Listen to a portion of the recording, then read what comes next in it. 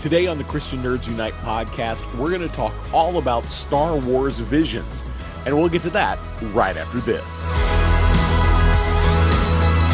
I've been using Coinbase.com and the Coinbase app for cryptocurrency for about 2 years now, which makes it really easy and safe to buy, sell, and store digital currency like Bitcoin and Ethereum. Sign up now and use my link at christiannerdsunite.com/Coinbase and get $10 of free Bitcoin when you buy or sell at least $100 worth of digital currency. Join 43 million other people who buy, sell, and manage their crypto on the world's most trusted crypto exchange. Check it out at christiannerdsunite.com/Coinbase. And now, back to the show.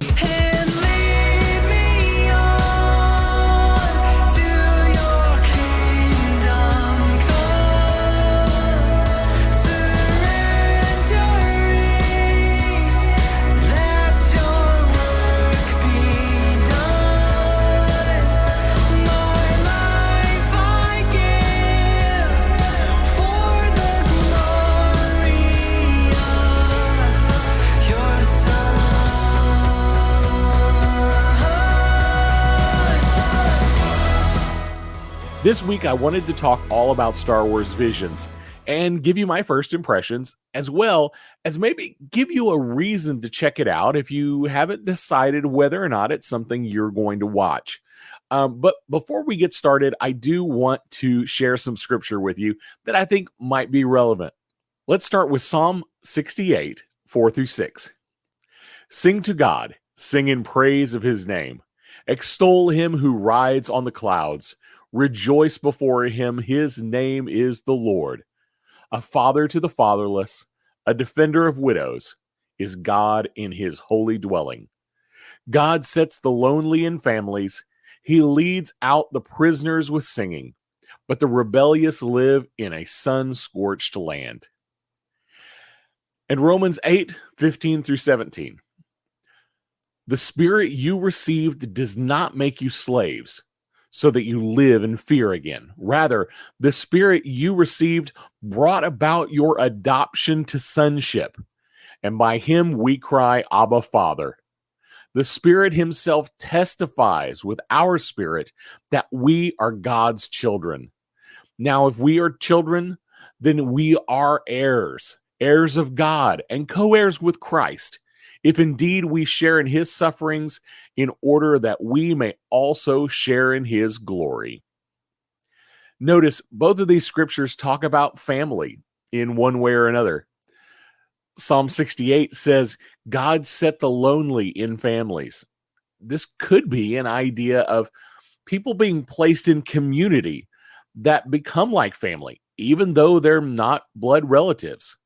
And Romans 8 speaks of us being adopted into sonship, that God chose us as family. In fiction, this is often called the found family trope. A group of misfits or orphans are adopted into a makeshift family that has stronger bonds than their blood-related families ever had. You can see this in lots of media. The Ice Age animated movies are a good example of found family. Black Widow in Avengers Endgame talks about the Avengers becoming her family. For the anime fans, the bridge crew in Robotech kind of becomes a sort of family, with the captain as a benevolent father. And Naruto even finds family. I'm sure we could list a lot more, but I think Star Wars has always used this idea throughout all the films. Farm boy Luke loses his family, his aunt and uncle, but finds a new family with Han and Leia and R2 and C-3PO and Chewbacca. It's even part of the most recent Star Wars trilogy with Rey, Finn, and Poe. And in Star Wars Visions, found family is a strong theme in a lot of the episodes. From a Christian perspective, family is very important. We are adopted into the family of God, as those scriptures said earlier. We're part of the body of Christ as a believer. We're brothers and sisters in Christ in our local congregation or small group. And for some, these bonds with local believers, they may be stronger than the bonds they've ever had with their blood relations. I pray that if you are feeling lonely, that you find a body of believers to join, whatever that may look like. Maybe it's a church, maybe it's a small group, maybe it's just a gathering of friends at your house that are believers. But I pray that you will join and make your found family something that's even stronger than your blood relations. And if you're already part of a strong family, I ask that you would be prayerful and consider adopting someone into your fellowship with Christ. Well, let's get into Star Wars Visions. The official website says, presenting an all-new creative take on the galaxy far, far away, Star Wars Visions will be a series of animated short films celebrating Star Wars through the lens of the world's best anime creators. The anthology collection will bring fantastic visions from several of the leading Japanese anime studios, offering a fresh and diverse cultural perspective to Star Wars. And, that is a pretty good explanation of what Star Wars Visions is. It is 9 episodes. They are all shorts. I believe the longest short is only 23 minutes, but most are in that 13 to 18 minute range. And they brought together some of the best animation studios in the world, all from Japan, to focus on what Star Wars could look like as an anime. And they are all super diverse. There is no 2 episodes that are alike. I really enjoyed this series of shorts. I really wasn't sure at first. I'm not a huge anime fan overall, but personally, I mentioned Robotech earlier because I'm a huge Robotech fan. I remember watching what used to be in Japan called Gatchaman. It came to the US as Battle of the Planets. I watched Star Blazers. I remember all these 70s and 80s Japanimation is what it was called back in my day. These early anime products that were ported over to the US. So I remember that idea, and I always enjoyed it. So I wasn't super surprised that I enjoyed these, but I wasn't quite sure where it was going to go. And I will say the animation, the artwork, it was amazing. Some more amazing than others, as you would expect. But the use of color in some episodes was very impressive. The color red always tends to be associated with the Sith, at least the bad guys, if not the Sith. And they definitely don't shy away from that in these shorts. So that use of color becomes important in some of these episodes. Every episode looks and feels completely different, but they all have that something, that Star Wars-y thing. They all feel like Star Wars. Knowing George Lucas was inspired by the Akira Kurosawa and his samurai films, the anime studios often leaned heavily into these samurai ideas in the shorts. So just know that is a thing. And all 9 episodes are available to watch right now on Disney Plus. You don't have to wait every week to get just one dribbled out at a time. You can binge the whole thing. Since they're all around 15 or 20 minutes long, 9 episodes, you can blow this whole thing out in about 3 hours if you wanted to. Now, another added bonus, and I really dig this because I'm the filmmaker guy and I love the behind the scenes and getting a little more information. Along with every single episode, there is a 7-minute kind of behind the scenes or a little deeper dive into how the directors and how the studio decided to make their specific episode. It just gives a little more insight into what their ideas were and why they did what they did. And those are very, very interesting little documentaries. I highly encourage you to watch those if you enjoy Star Wars Visions at all. Now, let's take a look at the episodes. And to be honest, some of these episodes could be a whole podcast episode themselves, but I'm going to try to go through all 9 of them pretty quickly. So this is your spoiler warning. There may be some spoilers here. Some of them are light spoilers, some of them are big spoilers, but this is your spoiler warning if you need one. So let's start with episode 1, The Duel. The Duel follows an unnamed Sith known only as Ronin. That's a term typically used to refer to a wandering samurai. And as the title suggests, this character will head toward a terrifying fight described as calling upon an alternate history pulled from Japanese lore. At one point, this fight is very reminiscent of the Anakin and Obi-Wan fight in episode 3. But rather than lava, it's a river and they're on a log. But you get the idea. That's where they were going for with the feel of this fight. This one leans heavily into the idea of protecting innocent people, even though the protagonist is labeled a Sith. And the label of a Sith in this instance references the color of his lightsaber being red. So that's kind of an interesting take on the Star Wars mythos.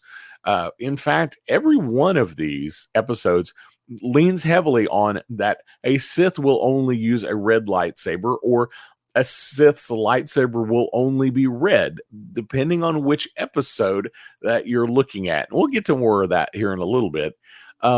Star Wars Ronin, this idea, the Ronin character, is actually going to get a novelization. So this is the first episode, the first one we're aware of, that's going to have some extra material other than the short itself about this character. The excerpt that's available online from the novel looks really good. This could be something interesting. It's supposed to be released October 12th as a novel. So if you're interested in Star Wars Legends kind of things, this is definitely one to check out. This episode is probably the most visually stunning episode of all of them.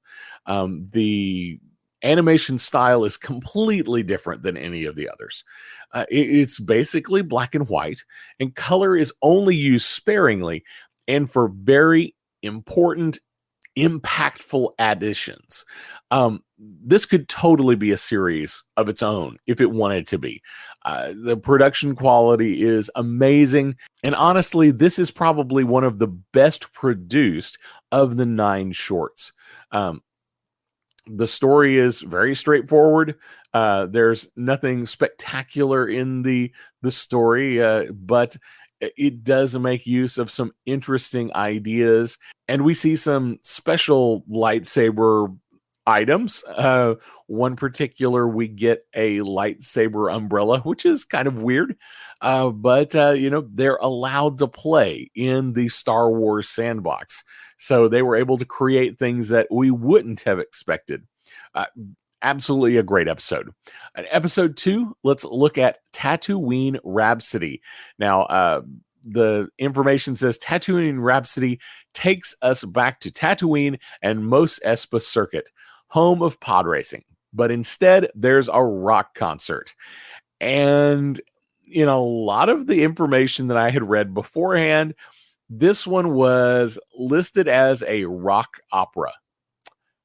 It's not. No, it's not a rock opera. If you read that and you were like, nope, not watching it, it's not a rock opera. Rock opera implies that it's more like a musical where people break into song for no apparent reason other than that the particular situation they're in right now needs to be described using song. And that's not what happens in this episode. It is a rock concert. We do hear songs, but the rock songs really only happen when the band is playing a concert. So it's not a rock opera. I don't know why they tried to call it that. It's just not. It does definitely have the most rock music style music of any of these shorts. I will say most of the shorts have very Star Wars-esque music, very grand, very orchestral. Some episodes more so than others, but this one is probably the least Star Warsy music wise. And we get to see lots of little cutaways to people watching the concerts from around the world. So we get a cutaway to, since it's Tatooine, we get a cutaway to the bar from episode 4 and the band from episode 4 watching this band play on a hologram. So that's kind of a fun little Easter egg. This one does star Joseph Gordon-Levitt as well as Bobby Monahan in the English dubs. This story will also include appearances from Jabba the Hutt and Boba Fett. So that's kind of a fun little thing that we get to see. This story definitely leans into the found family aspect of the band, and standing up for that family in the face of danger. It's a fun episode. It's pretty cartoony. The feel of the artwork is. It's a story that kind of wraps everything up at the end. And I believe this is actually the only episode that we don't see a lightsaber drawn. Could be wrong, but I'm pretty sure I'm right about that. I would actually have to go back and watch all 9 again just to make sure. But everything's kind of wrapped up with a bow at the end of this episode. Could there be more story? We could see the band go on tour, definitely. But story-wise, this one wraps up nicely. It doesn't need a continuation. Episode 3, The Twins. The Twins is set after episode 9. This is after the Empire has already been defeated by the Resistance. The remnants of the Imperial Army have raised a pair of twins on the dark side of the Force, and the story goes from there. Once again, we have family being a big part of the episode. Twins is a running storyline in Star Wars as well. Eventually, we do see these twins pitted against each other, brother and sister against one another. Again, we find a Sith on both sides. So we have a bad guy, girl in this case, and a Sith as the protagonist, as they do battle with each other. This one is by far probably the most classic contemporary anime style. If you grew up watching anime in the 2000s, you will feel right at home with this episode. This one does end with a bit of a cliffhanger in the story. For sure, there is a continuation that could and probably should be explored here. Now let's look at episode 4, The Village Bride. Now, The Village Bride is centered around a wedding on an unknown planet with action-packed results. There's not actually that much of a ceremony. It talks about a wedding, but we don't see the pomp and circumstance really. We're kind of seeing this ceremony through the eyes of 2 outsiders, as well as through the eyes of the bride. But there are some nice moments here. This is probably the slowest of the episodes. But then it wraps up really quickly at the final battle. Once again, we do see family play into this heavily. We see a girl who is sacrificing herself for her grandfather who leads the tribe, and her sister who wants to resist the off-world overlords that have been oppressing them. The animation is solid, but not striking like some of the others. It's a nice filler episode, but it doesn't feel like it could really lead to much more. We do see the Jedi that saves the day kind of fly off into the sunset of, as so to speak. But it doesn't feel like there should be a continuation to this story. And at least, even if there was, we would follow the Jedi and we wouldn't follow the bride or the tribe. So definitely a good little story, a good Star Wars story, but not much more than that to this episode. But it's solid overall. Now let's look at episode 5, The Ninth Jedi. The Ninth Jedi was originally intended to be a two-parter. So it's one of the longest episodes. It may be the longest episode, actually. It's also set after Rise of Skywalker as a sort of epilogue, exploring the future of the Jedi Knights after the fall of the New Order. Now, watching this episode, it does feel like it's not just after Rise of Skywalker. It is probably centuries after Rise of Skywalker. And a lot of the Jedi things have been lost. And this is probably my favorite storyline from the entire series. Not necessarily my favorite animation style, but my favorite storyline. Once again, family comes into play heavily as we meet a father who makes lightsabers illegally. And so it's illegal in this universe to make lightsabers at this time. And his daughter, who helps mine for kyber crystals using rocket propelled trebuchets. That's so bizarre to even say, but it's really cool looking. And it is definitely an anime kind of thing. This is just the kind of thing an anime studio would come up with that probably an American Star Wars writer wouldn't. We see her father captured, and eventually she is adopted into a new family as the Ninth Jedi. This has a great kind of standard anime style. It looks really great. If you watched Robotech back in the 80s, this is going to feel that way with a little more updated technology-wise. But the use of color is interesting, saying that the lightsabers were designed specifically to change color based on the wielder. And we see this early on in the episode as the girl picks up one of the lightsabers and it has no color. It's still a lightsaber. It's still completely usable, but it doesn't have a color. And as she grows in strength with the Force, we see the color of her lightsaber appear. So it's kind of a cool little trope that they've added.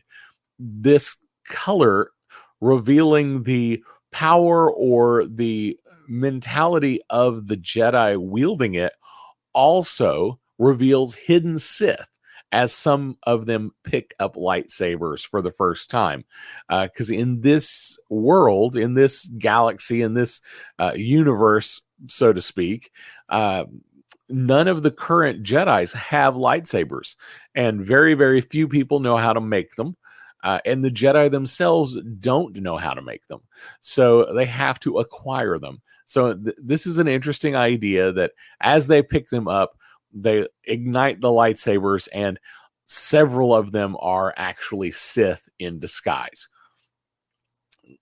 That is a big twist in this episode, because early on you think the whole thing is a trap, but in reality the trap is kind of set for the Sith.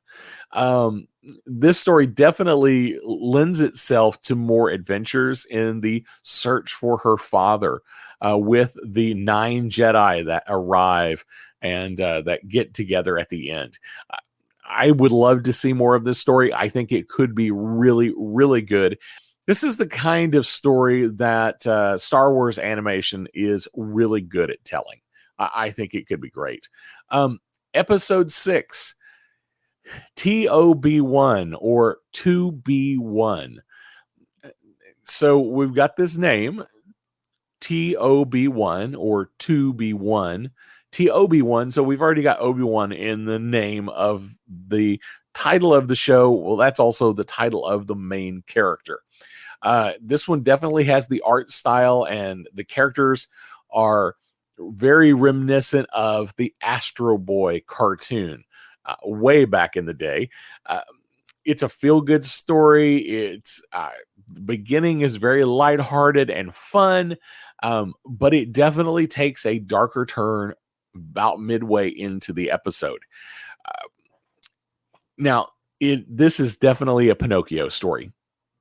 Father makes a son, in this case, a robot. So once again, it's about family.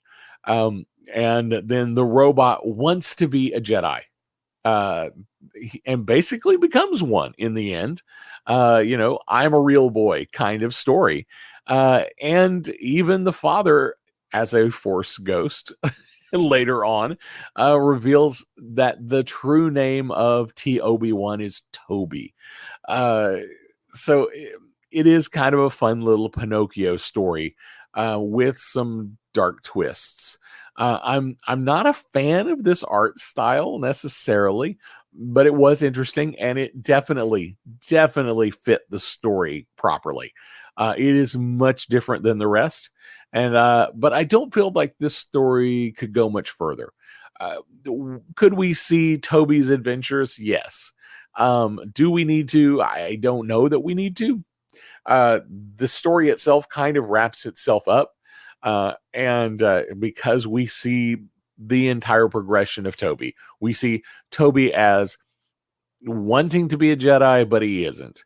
Then we see Toby become a Jedi and fulfill his destiny. And that kind of wraps up the story. Let's look at episode 7, The Elder. The Elder is considered a prologue, showing the events before the Phantom Menace. It follows a Jedi and a Padawan as they encounter a mysterious foe called the Elder.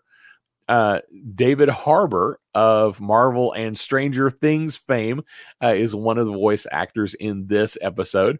So this is a very straightforward Star Wars story.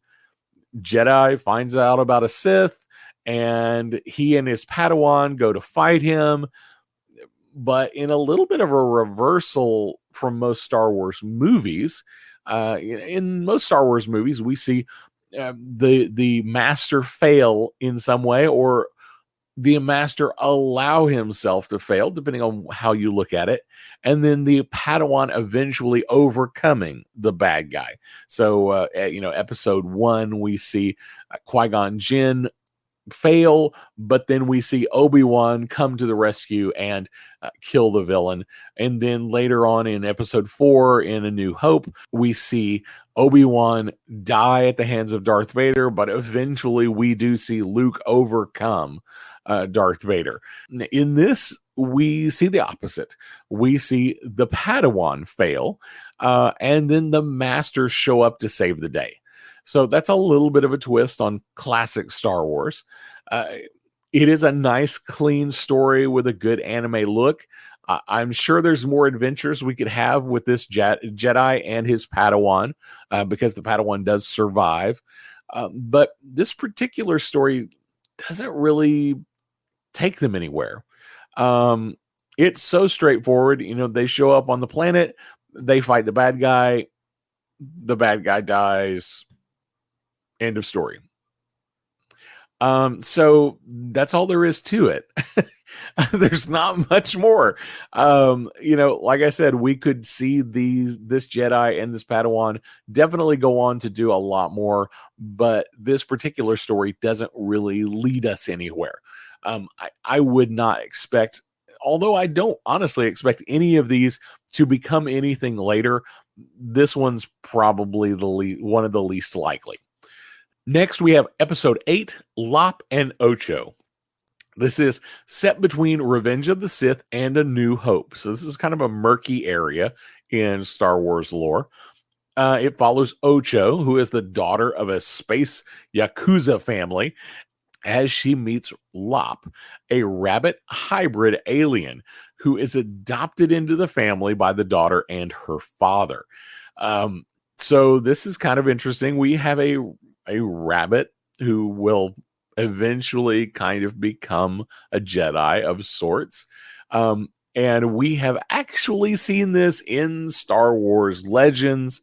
If you're not familiar with this, this goes all the way back to the Marvel Star Wars comic books and a character named Jackson, who is a 6 foot tall green rabbit that wields a lightsaber.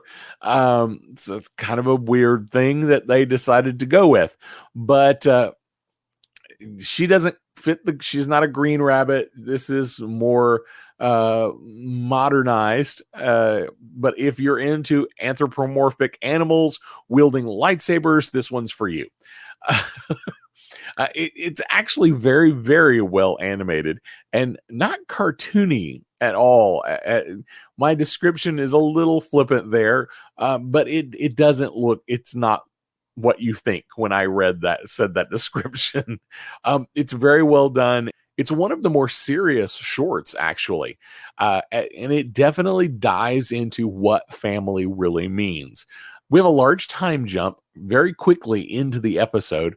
We find the father and daughter now grown, at odds over the legitimacy of the imperial control of their planet and what they should do about it.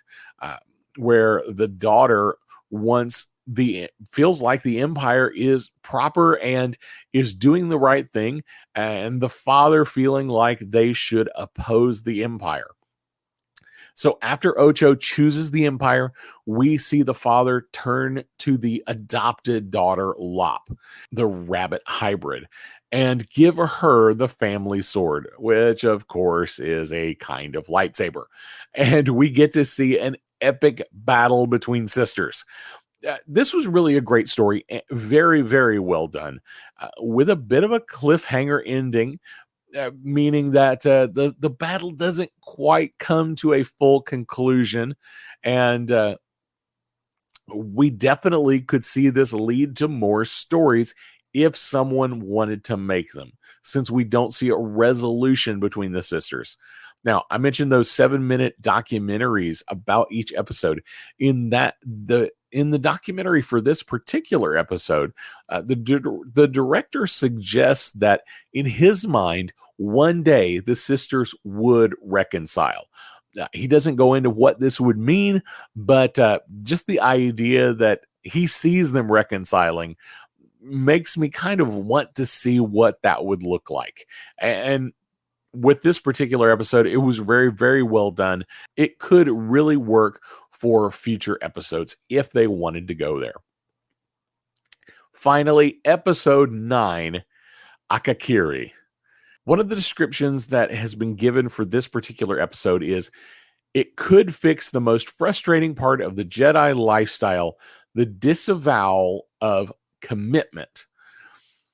Could this love story have an end so tragic it changes the way the Jedi think about love and marriage? I think that's a little misleading, but I get the idea they were going for.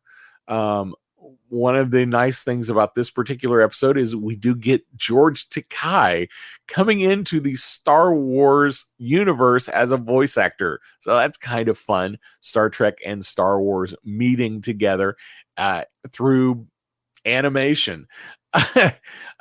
This was an interesting episode. It was not my favorite by far, for a few reasons, and I'll get into those in just a few moments. But here are some things you should know about this episode first. Many have pointed out that this is a similar story to Hidden Fortress. That is a Kurosawa film, but this one has a little bit different ending. And basically, it's a love story between a samurai and a princess and their difficult journey, and we see that kind of picture in this episode. Another important thing to be aware of is the name of this episode, the title, Akakiri. It basically translates into red mist. So if you've ever heard the term, I feel the red mist coming upon me, or something like that, Color definitely plays into this particular episode as we see our Jedi protagonist, who is guarding the princess, gradually succumb to the red mist of the Sith. And colors of the animation actually become more and more red in the Jedi's world as the ending comes to a complete red tone. So, why do I not care for this particular episode? Some will say this is a great episode because of the dark tone and because of the ending being so different than everything else. Here's my take. Number one, I don't think every ending has to be unique and different in order to be good. I don't think the good guys have to lose in order for a movie to be interesting. I like my heroes to be heroic. And this story is very much about a Jedi slowly devolving. In the end, the only way to save the one he loves is to turn to the dark side. He apparently has no choice. And this is where it goes to, the idea of, does this explain why the Jedi don't get married, why they don't hold attractions? The idea that this one Jedi, to save the princess, to save her life, becomes a Sith. I get where you're going with that idea. I don't think this sells that idea really well. I think that's a little bait and switch to get you to watch this episode, but that's a little clickbaity idea. But the story is pretty good, all in all. In the end, as I said, the only way he can save his loved one is to turn to the dark side. And that is where this one ends, right there. So it's a cliffhanger that we don't get to see any redemption arc from. We simply see a Jedi become a Sith, period. It's also the last episode. So after watching 9 episodes that were really good, all in all, Star Wars Visions leaves us on like the biggest downer they possibly could. So overall, I really liked this series. It's short, it's digestible, it's quick, it's fun, it's definitely Star Wars, but it's a new and different look. It definitely has that Star Wars feel that you want to have in a show. It's not canon, so if there's something you didn't like in it, don't worry, it's not canon. We see some of the more obscure Star Wars things or some tweaks of them. We see lots of aliens and droids that we've seen before. Most are in the background or are cannon fodder, but it's nice to see nods to those particular creatures and droids. There are so many worlds in Star Wars Visions with dual moons or dual suns like Tatooine. That was a kind of a running theme in a lot of these episodes. So many flavors of lightsabers and some cool and weird lightsaber extras like the lightsaber umbrella or a hilt that glows with the lightsaber color. Force healing is something we see in one of the episodes. You may hate that, but there it is. Some great homages to the Darth Vader mask. Multiple episodes have some character with some sort of mask that gives us the feel of Darth Vader at some point. Some great quotes from the movies. And I'm pretty sure every episode had someone saying, I have a bad feeling about this, which is kind of fun to listen for. Too many Easter eggs to mention. And most of them don't smack you in the face. They're just there. They're part of the story. And they just fit well. If I could change one thing in this particular series, it would be the order of the episodes. If I could change one thing in Star Wars Visions, it would be the order of viewing. I would swap places with The Ninth Jedi and Akakira so that the series did not end on such a low point. It was kind of a bummer to have such a dark ending with no expectation of a redemption. So that's kind of my take on that part of it. So to wrap it up, just to give those who may not have checked it out yet, there's no nudity, no sexual innuendo, and as I recall, almost no foul language, possibly none. There are some very, very dark themes of evil, a lot of cartoon violence, but not more than your average Star Wars movie, I believe. Overall, it was an absolutely great series, and I think it is well worth watching. But if you want to end on a more positive note, watch The Ninth Jedi last. Do that. You'll appreciate it. Well, that's all I have for you today. Don't forget to like, subscribe, follow, click. Just go click all those buttons down there. And you can find all of our social links and our online store and links to our YouTube channel at ChristianNerdsUnite.com. And while you're there, click on the support tab. We would love to have you as a Patreon. Speaking of, shout out to our current Patreons, Joe and Jared. Before I go, I want to leave you with this blessing. May the grace of God uphold you. May the peace of God surround you. The love of God flow from you, and the strength of God protect you and bring you safe through this week. We'll see you next week. Blessings.